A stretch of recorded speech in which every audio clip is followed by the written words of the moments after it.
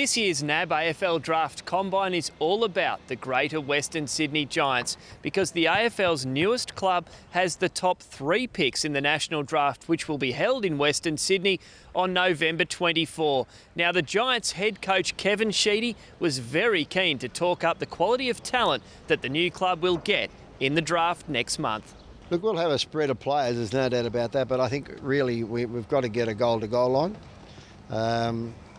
And I think we've had some of the boys that we played this year. We played about 75 players through our Northeastern AFL competition. I would think that obviously we've signed some uncontracted players from the midfield of other clubs.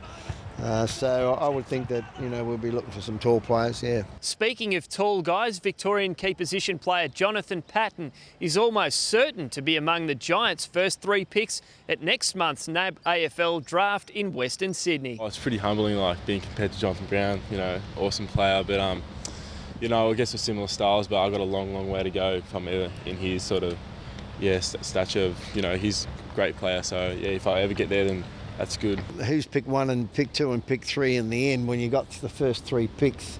What do? Pull it out of the hat? And for me, it's irrelevant from that point of view. They're 3 terrific young players that we're going to pick.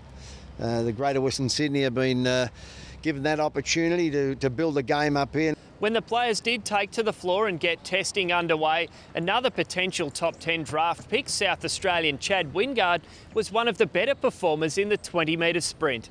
I was pretty happy with 2.9. Anything under 3 I was happy with, especially not being able to test for a while, so I was very happy with that.